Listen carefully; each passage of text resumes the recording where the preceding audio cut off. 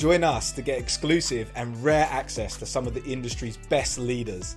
Leaders who will share all their secrets to success with you. Leaders who have closed thousands of successful deals between them, generating hundreds of billions of dollars. Leaders giving you the roadmap to fast track your career and reach the highest echelons of the business. So welcome to Series 2 of the Investment Banking Leaders Podcast, and best of luck on your growth journey. I'm Pete Nieberg, your host of the Investment Banking Leaders Podcast and the global head at Outram. And before this episode starts, I have a small favour to ask of you. Just over 20% of our listeners subscribe to the show, and our goal in Series 2 is to increase that to 40%. So if you've ever liked any of our episodes, our content, please hit subscribe. It helps this channel more than you can know, and the bigger the channel gets, the more high-profile leaders we can collaborate with to help you further on your journey. So thank you for the support. We also appreciate that you're really busy, and based on Series 1 feedback, we've added timestamps to all of our video content, making it much easier for you to access topics to get your help quickly. So enjoy the episode. We have a great guest for you all today. I'm super excited to be joined by Maren Winnick, Senior Managing Director at Evercore in New York. Maren is a biotech and healthcare investment banking powerhouse with 20 years of experience in the space, closing many successful deals. Maren has worked as a consultant at Monitor Group, spent over 8 years at GS, building skills and expert knowledge in the ECM, M&A and shareholder advisory spaces. And she then led Moderna Therapeutics corporate finance and investor relations team for over a year before landing at Evercore back in 2017. Maren is the co-head of Evercore's Women's Network, whose aim is to bring women together to network and support each other. The network offers valuable mentoring and sponsorship opportunities for the female leaders of the future. So given Maren's range of skills, expertise, and experience on both sides of the deal table, I'm psyched to hear many of her insights today that I'm sure are going to help you all grow and develop. So welcome to the Investment Banking Leaders Podcast, Maren, and thanks so much for joining us. Thanks for having me. Excellent. So why don't you just start off with introducing Evercore and what you do for your clients, the listeners? Sure, absolutely. Evercore is the largest independent investment bank. Sometimes you'll hear us referred to as a boutique. Maybe once upon a time we were, but now we're much larger, offering our clients a range of different capabilities and advice.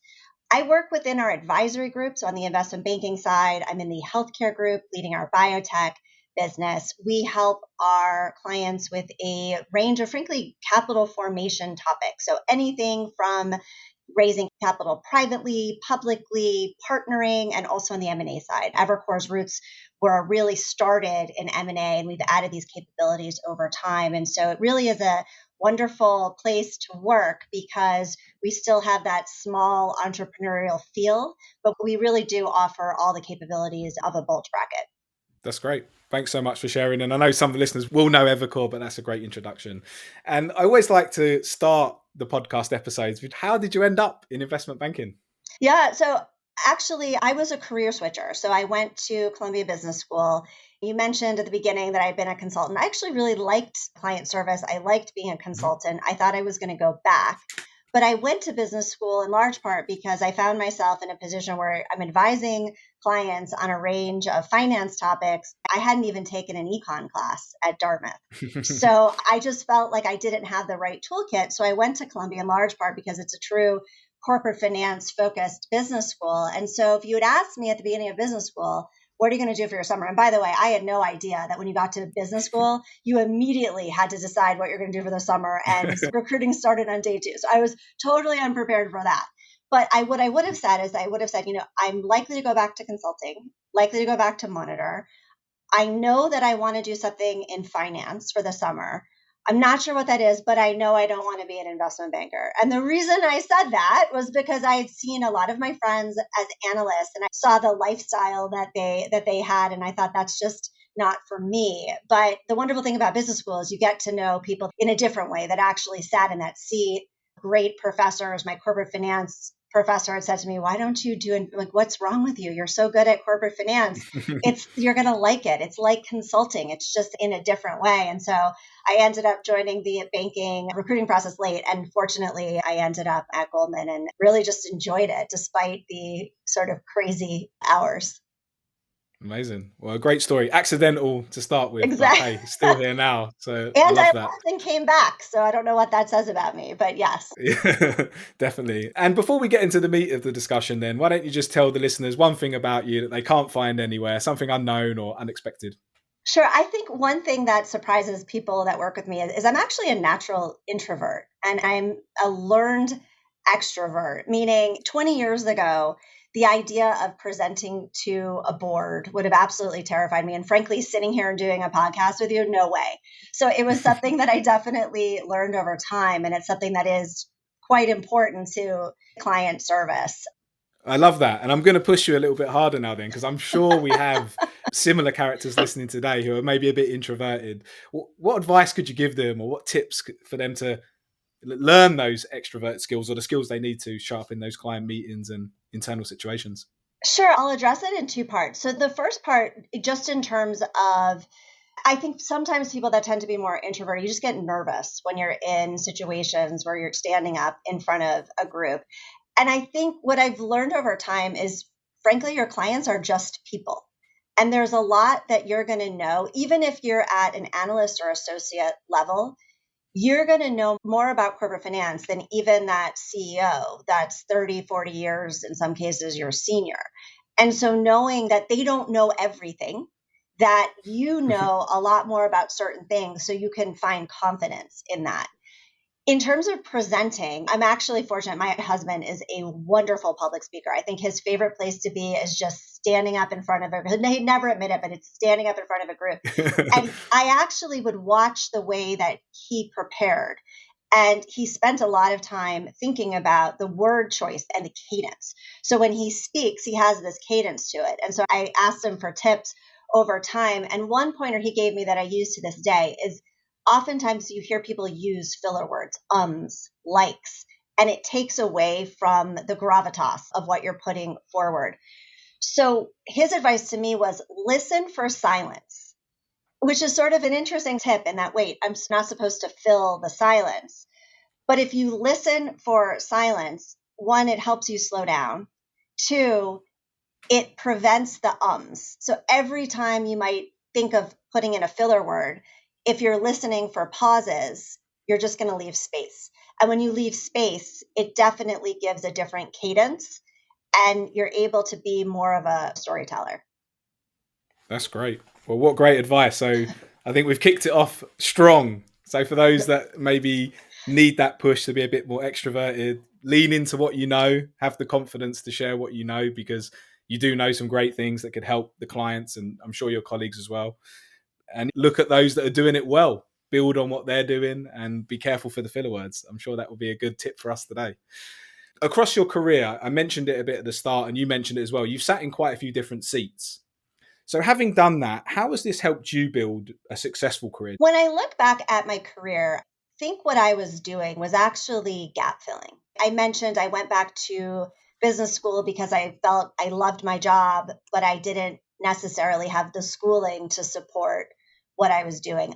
I think the same thing happened for me throughout my career in investment banking. So when I joined Goldman, I was full time in 2008, not the best timing. So summer 2007, when I was much different than when I started full time in 2008. So I loved biotech. I knew I wanted to try to direct my career toward those clients. Capital raising was very important. There wasn't much capital raising going on. So the first 4 or 5 years that I was at Goldman, it was almost exclusively M&A, which was great. I worked on the Genzyme transaction, which had multiple parts. I learned a tremendous amount, but I hadn't done IPOs. I hadn't done many follow-ons. And so having that opportunity to move to capital markets, I knew I would have the opportunity to actually see these transactions. So that was a bit of a gap fill move. It was supposed to be for a year. I ended up really liking it. And I ended up staying there. I do think what that experience gave me was just a deeper understanding of how investors think, how companies think about when and how they raise capital, how boards think in terms of balancing dilution versus capital needs. And then with Moderna, I was ready for a bit of a change. I followed my mentor, Lawrence Kim, over to Moderna. And what I learned there was just, it was so enlightening to be inside a company and see how hard everyone's working and how many things we take for granted as I think the investor community and also investment bankers. Things like getting an IND cleared with the FDA. We don't necessarily view that as, quote, value creating. And it is not a given at all. I think investors and capital markets people say, oh, of course you're going to get your IND cleared. No, you're not. It takes an entire organization and lots of things going right. So I was there for one of the INDs that Moderna got cleared early on for pandemic flu. And so just seeing how much work that took and just how excited people were to get that done, I just had a much different appreciation. Let's sit there for a little bit. What else did you take away from going to the other side of the deal table that has helped you now back in the advisory role? I think understanding from the inside just the entrepreneurial spirit of these companies and how a lot of people now, Moderna was obviously a lot larger than many private biotechs that we work with, but you don't necessarily have people. These aren't financial engineers. These are people who this is their dream. There's people in different areas of Moderna that their whole lives are about vaccines or personalized cancer vaccines. And just to see that passion firsthand from the inside and how many hats these entrepreneurs wear. Because when you see a company from the outside, it always has a bow tied around it. So no matter how messy a company looks from the outside, it's so much harder on the inside. There's so many things that are going on, and there's so many things that go wrong and get course corrected. And just what it takes to have that courage as an entrepreneur to continue to push on. It's inspiring. And did it change how you go about speaking to companies now in the role, looking for the advisor status? And did it change how you view them and how you go about your business after that? I definitely took away from really knowing who you're talking to, meaning what is their background. Don't throw around a lot of jargon. We would see investment banks come in when I was at Moderna. And listen, if it was Lawrence, Kim, and I in the room, we obviously were former bankers, totally fine. But oftentimes it was other people throughout the organization, and they stopped listening because you're talking about a bunch of capital markets mumbo jumbo versus what it actually means for the company. I think I also appreciate how hard it is from being inside a company to do things like raise capital, because investors, even it's hard to get a read on investors sometimes because they know that at some point they may want to invest in the company. So they don't want to say anything that's going to insult the company. But at the same time, you're trying to move on and raise capital, and you just want to know where they stand. So it was definitely eye-opening to see how investors behave toward companies versus what they share with investment bankers. Interesting. And I heard other leaders say a lot of it is about being able to tell the story clearly. So it's interesting your take on the jargon and how to cut that out and actually cut to the bits that really matter. So really interesting. Would you advise others to go and try the corporate side of the table? I think if you have that desire, I think when I look back at it, I probably went too soon. I think with investment banking, what tends to be underappreciated is we sit in such a position of privilege in that everything we work on tends to be top of mind for the C-suite. When you're inside a company, even one that was crazy busy like Moderna, it's not the same thing. Meaning sometimes when I was in capital raising mode, it was like doing an investment banking job on the inside, and that was super high priority. But then there's lots of other things that just frankly aren't as exciting. So I would say before you make the jump, make sure you go in eyes wide open that this is a very exciting seat. And you're not going to necessarily get that if you're inside a company. And you certainly don't need to do it to be successful at this job. Excellent. Thanks for that. Again, great advice and feedback. So let's think a bit about our typical listeners. We have a lot of analysts, associates, and VPs listening today, as we do always. Can you talk a little bit from your perspective, what makes a really successful analyst in the business and a really successful associate? Let's start with those two roles, if you will, please. Sure. I think there's the obvious, such as attention to detail, technicals, modeling skills. But I think across the board, and I would include VPs in this as well, what I really look for is frankly someone that has a very good attitude and wants to learn, because this is a hard job. It asks a lot out of you. Nobody wants to have anybody staying into the wee hours, including the senior people. Nobody wants to be doing that. But those people that can really dig deep and see the purpose and understand what we're trying to do for our clients, they tend to be the ones that are very successful.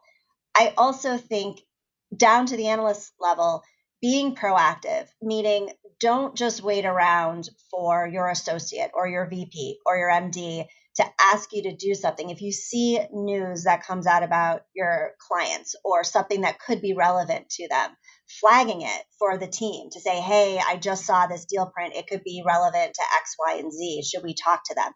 When analysts and associates do that, they get on my radar as wow, this person actually really cares about this job. And this is someone that's probably going to be quite successful.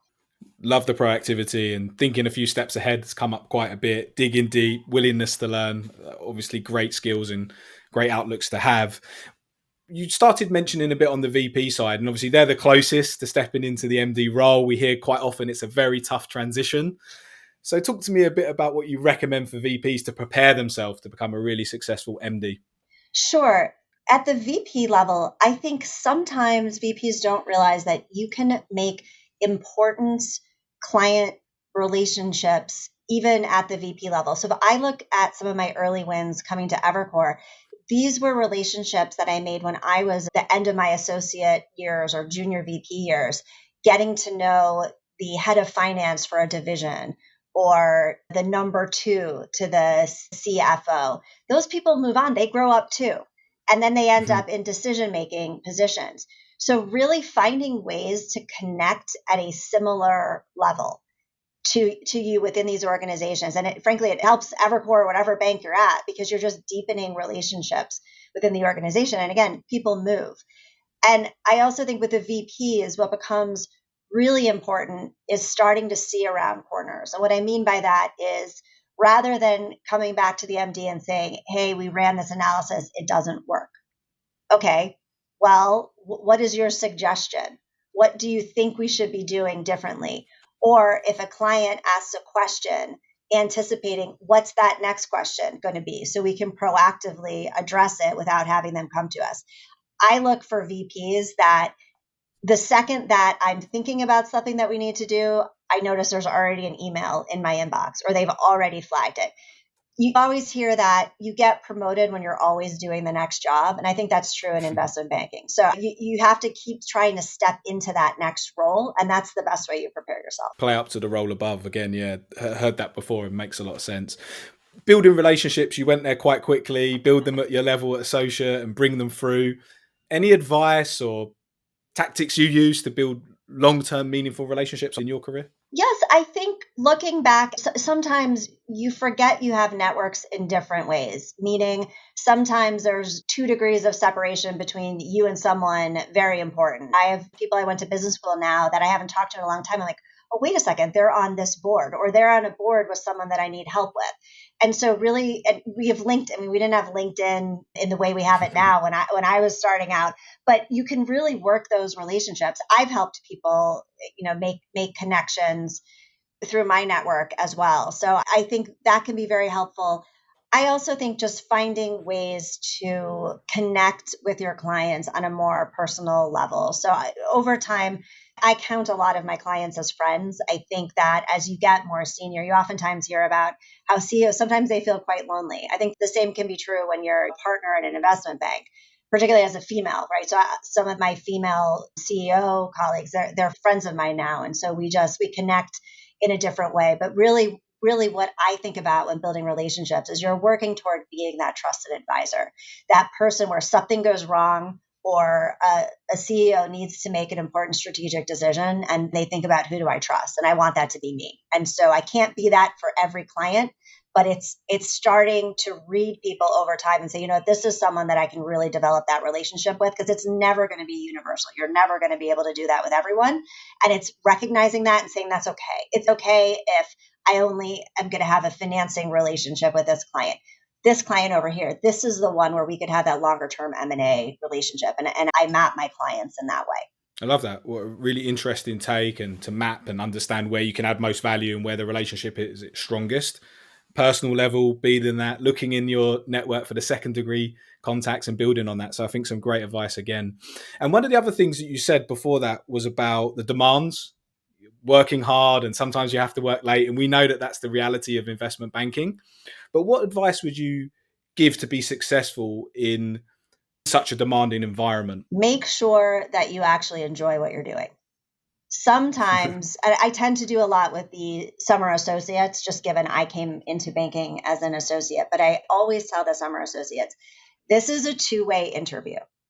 This job is not for everyone. And if you get to the end of your summer and say, gosh, I just don't know about this, don't do it. Go do something else. Because if you're able to land a seat in investment banking, you have lots of options. They're very competitive jobs. Just don't do it to yourself. There's no amount of money that can make you at 2 a.m. check a model one more time, or check pages for typos, unless you really, really like what you're doing. The other piece of this is a people business. So make sure that you don't just decide, and I'm making this up, I just have to do technology. If you go for a summer and maybe you're in a rotation program and you're like, gosh, I just don't like the tech team. I like the industrials team better. Go work in industrials, because the people are what make or break your experience. And particularly at an analyst or an associate level, it's really about learning the job and learning the technicals and learning how to think as an investment banker. Go where you think you're going to have mentorship and sponsorship, and just like the people around you, because you're going to be with them a lot. Yeah, a long time with the team for sure. So I agree, having that enthusiasm about the area you're working in, and of course the colleagues you're working with and for, is key. And I guess that leads nicely onto work-life balance. I know you're a senior MD, a mum of two. I know you have insights on work-life balance and prioritization. So I'd love to hear your insight in that area a bit. So for work-life balance, how to best make this work? What's your take on that? Sure. Well, the first thing I would say is there's no such thing as work-life balance. There's just your life. So you need to figure out how to make everything work together, meaning your job has to be able to fit into what your personal priorities are. And I think oftentimes, and I do think post-COVID, with FaceTime being less of an issue, at least at Evercore, making sure that you commit to things that really matter to you. Because when you don't, when you give those up, nobody remembers except for you and your significant others. Meaning, if you cancel a vacation because there's a busy meeting or a deal team that's underwater, the deal team's actually not going to remember. Your family is going to remember. So for me, I had both of my children when I was at sort of a mid-level investment banker. And what was important to me is if I was in New York and not traveling, I was going to put my kids to bed.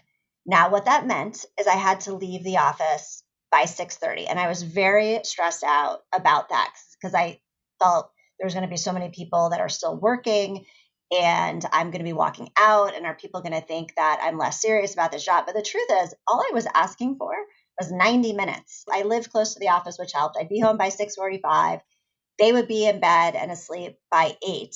And then I logged back on. So it was 90 minutes. And if you think about what happens, oftentimes for people that don't have those types of responsibilities, they're in a conference room eating dinner together. They're going to the gym for an hour. They're doing other life things. And so some of it is just letting yourself off the hook a bit.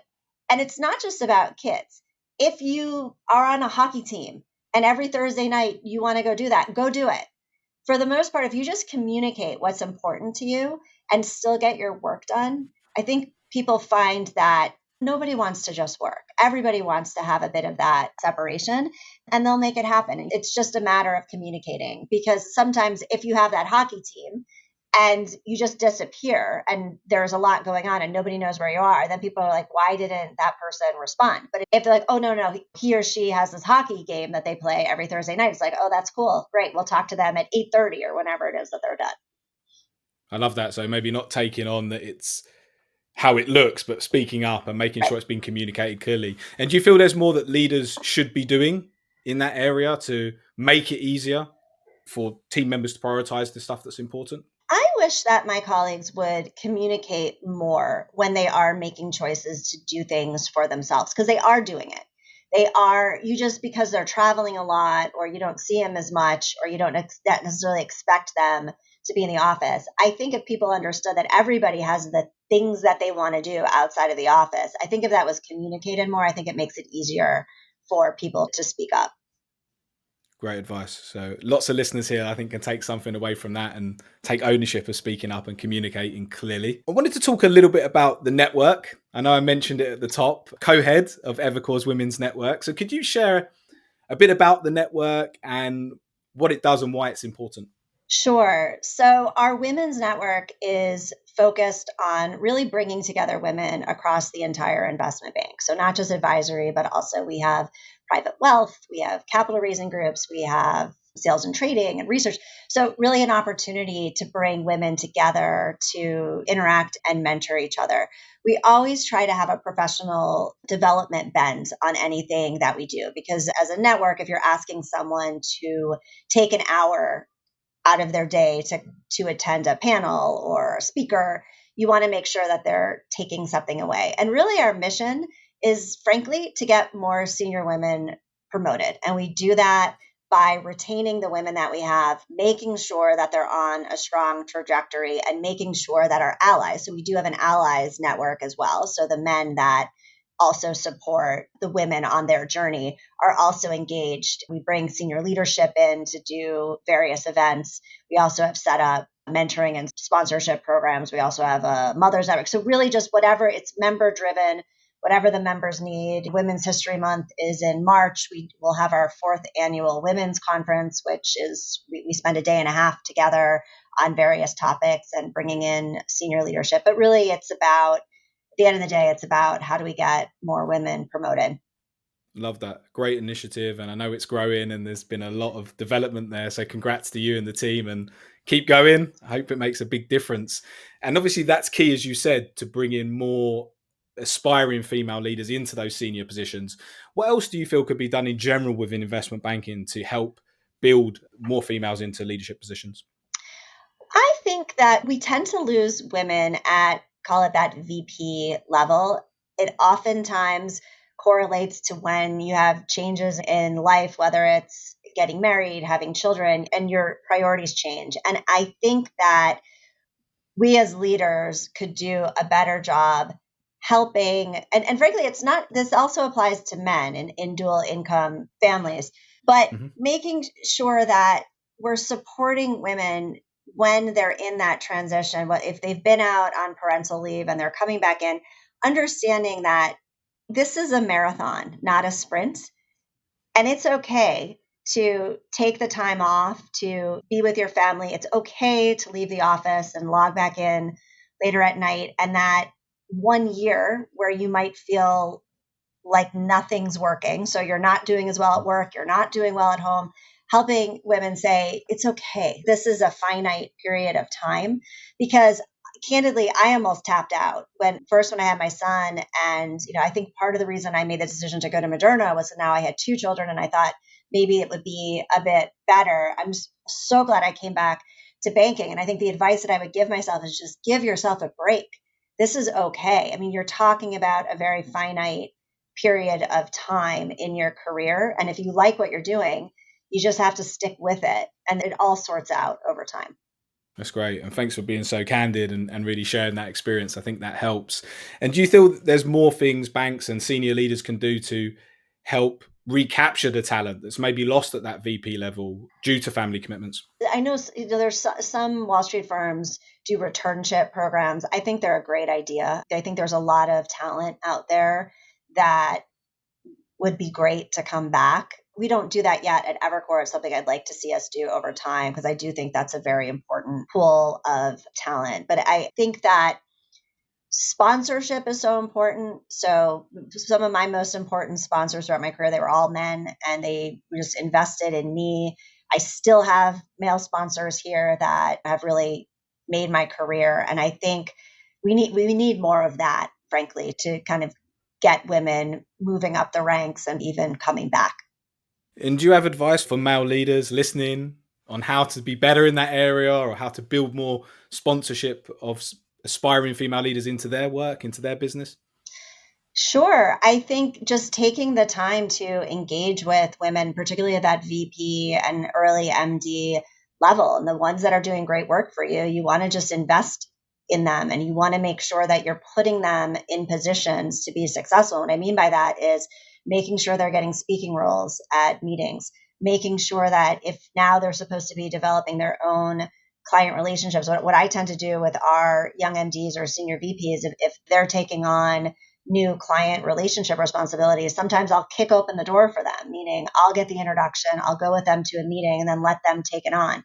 It's really about helping people develop that skill set. And oftentimes, because there's fewer women at the top, sometimes I believe women just don't connect as well, or they don't have that sponsorship because they don't necessarily see an example of someone who has a very similar experience to them. And so it takes more proactivity, I think, for the male sponsors to make sure that they're listening and they're helping and supporting. Great advice. I really hope that's taken on board today. And if you're out there and you can provide those opportunities and help and sponsor to bring talented females through, let's do it. Let's get more into those leadership positions. And any final thoughts from you as an inspirational female leader? What advice do you have for other aspiring female leaders generally within the business? Yeah, I think I gave some of it. Honestly, it's just give yourself a break. I think women tend to be very hard on themselves. And particularly if there's life things going on, it's a finite period of time. And I would say support other women, play an active role, make sure that you're helping to pull other women up as well. When I look at women that are maybe 10 years my senior, I don't think that necessarily happened. I think a lot of those women got up through the ranks by pretending to be, frankly, a man. They tell you you have to play golf. You have to do certain things that men are interested in. I can tell you, I don't play golf. I don't have any interest in learning to play golf. I want to just sort of be myself. And a lot of those women, though, they weren't necessarily interested. If anything, sometimes they got in the way of women ascending. I think sometimes it's called queen bee syndrome, where you Okay. worked so hard to get there. Now you don't want anybody else to get there. And so it's almost like pulling the ladder up so nobody else can get to where you are.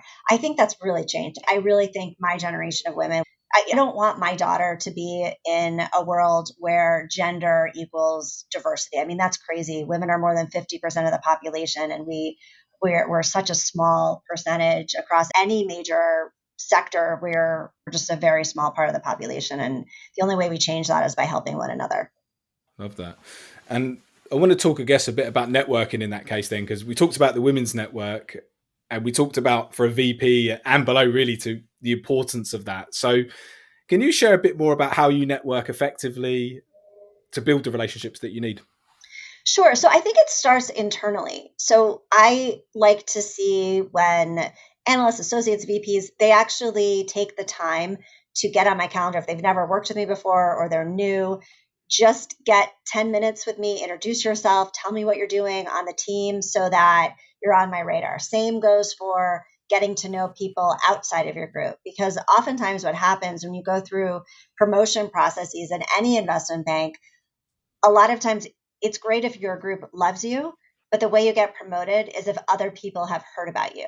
So if you can't get direct work experience with them, working on a deal with them, fine, but making sure that other people know what you're doing. And you can get people with senior people within your own group to help you do that. On the client side, I think that's, again, it's working relationships, it's asking for introductions, it's finding ways to get to know the important decision makers. And then you attend again, being more of a natural introvert, I don't love going to huge cocktail hours where I'm walking in and I might not know anyone, but I do it. I force myself to do it, and it tends to be beneficial in the end.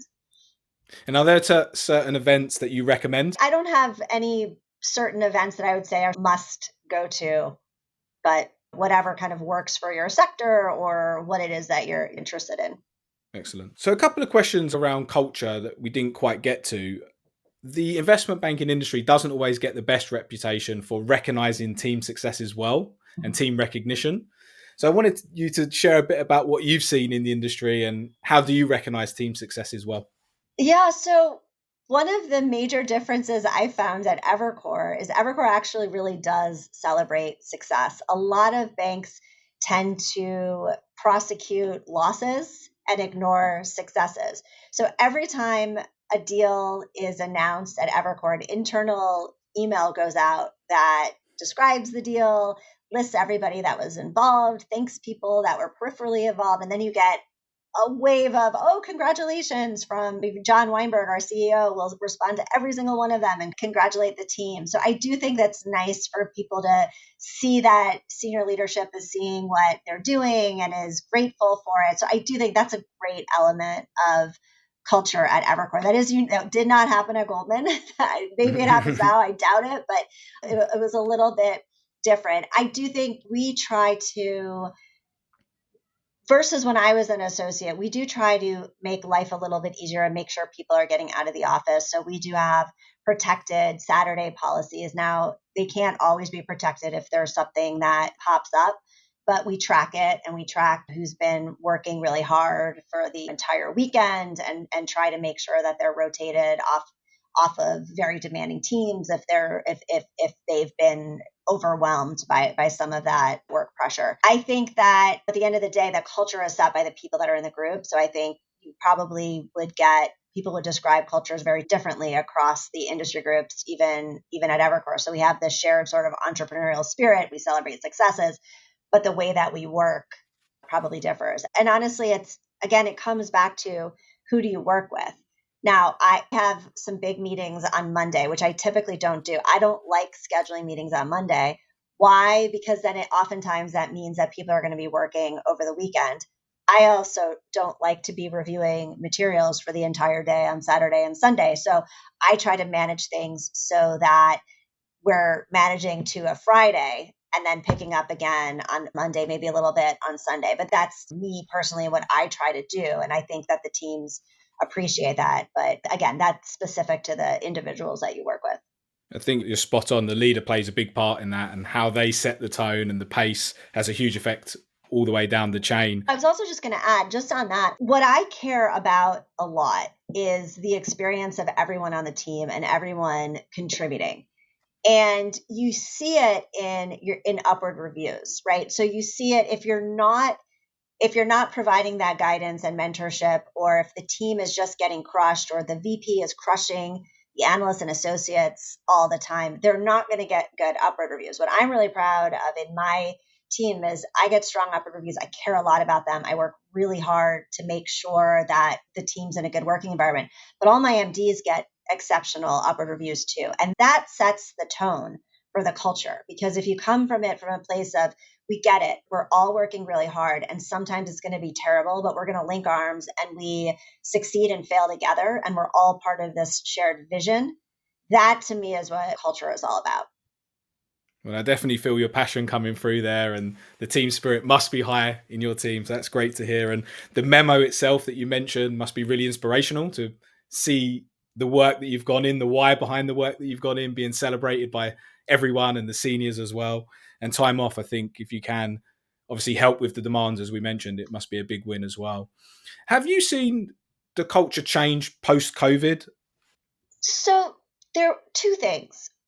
But immediately coming out of COVID, I think we were struggling a bit from less apprenticeship, mentorship, being able to sit in someone's office and go through a model. Things were all done over Zoom. And so you lost that day-to-day interaction where you could teach VPs and associates could teach, people could learn.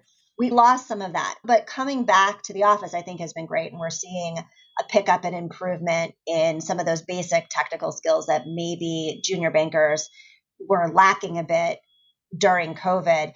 But I do think a positive has been there's a lot less emphasis on FaceTime.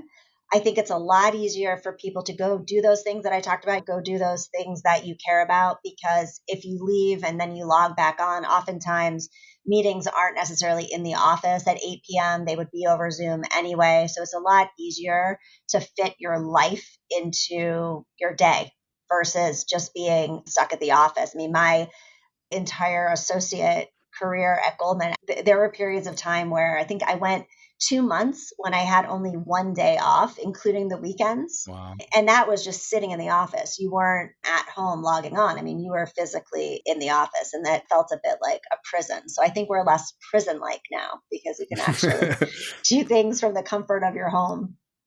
Being less prison-like, certainly a good thing, right? So, and again, as you say, that flexibility is definitely a positive. It's that right balance, I think, between the apprenticeship you mentioned and building the skills and learning from those around you and having a bit of balance around outside of work as well, right?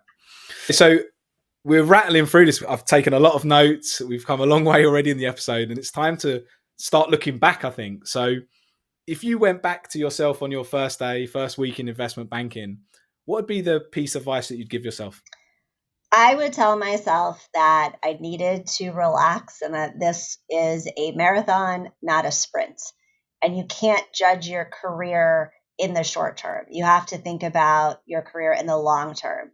And that if things happen or things don't go well, it's how you recover and taking off time to start a family. It's this blip of time in a longer career. And I think that was very hard for me early on. And it makes sense in that when you're in your 20s, you think about life in short blocks of time. So you did 4 years in high school, 4 years in college, maybe you had your first job, then you went to 2 years of business school. So you're thinking about life in these small increments. And I had people say this to me, like, you have to think about this from a 20-year perspective. And I just sort of roll my eyes. I'm like, no, what matters is right now. And so I spent a lot of time sweating the small stuff when sometimes you just need to let it go and move on. Great advice. Time definitely helps. Hindsight, right? It's a wonderful thing when we look at that, and that longer period, the marathon take you have, I can definitely relate to that. Have you thought about what life looks like after banking? Well, I left and came back, so who knows? If I go do something different, I might end up back in the seat. No, but in all seriousness, I mean, could I go back at some point and work for a biotech company? Maybe. I think I'd love to, when I'm done banking, sit on boards. It's very hard to sit on, you really can't sit on public boards as an investment banker, but I would love to do that over time. But this is a great job. It's really fun. So I think I'm going to be here for a bit longer. Here for a while, definitely. And you talked about filling gaps and acquiring skills and moving to areas to build the knowledge base. But I'm a big believer that leaders are readers. It doesn't have to be books these days, given all the materials that are out there. So what's had a big impact on you, and what do you recommend for our listeners today to help them grow? That's a really good question. And actually, the book I would recommend, particularly for the levels that you're talking about, I read it years ago. It's called The Hard Thing About Hard Things. It's Ben Horowitz. He's one of the co-founders of Andreessen. And it really talks about that entrepreneurial spirit and what's going through the minds of CEOs and how messy it is to build companies. And I think it just gives you insight into the fact that these are just people. So they may be the CEOs and seem intimidating, but they're just people at the end of the day, and they're dealing with very difficult things. It was an eye-opening book for me. I probably read it about 10 years ago. Nice. Well, we'll definitely grab the title and a link and pop it in the show notes. And if there's any others that you think of that we should include, we'll do that too. Sure. Last question before I let you go and get on with the many deals that you have to close. Anything I haven't asked you that the audience should know? I don't think so. We covered here. I think the only sort of last piece of advice that I would give is you want to align yourself with people that are stars in their own career, meaning like they don't necessarily, you don't from day one have to align yourself to a partner. It could be, if you're an analyst or associate, it's a VP that has a star that's rising very fast. And you do good work for those people and they tend to take you with them. That's been really meaningful in my career. I hope that I've done it for other people. I'm trying to do it for other people, but that to me can really change the trajectory of someone's career. What a great last thought and a great way to end today's show, and take that on board, all the listeners, for sure. So Maren, thanks so much. Really appreciate the time today. As I said, I've taken a ton of notes. I'm sure there's some great insights that many of the listeners will take away. So thanks for being here and sharing your time with us. Thanks so much for having me. This episode of the Investment Banking Leaders Podcast was brought to you by Outram, the global leaders in the financial deal gift, awards and recognition space. So if you need any assistance, don't be afraid to hit me up or the Outram team. I really hope you enjoyed today's episode and thanks for joining us. And until next time, best of luck on your growth journey.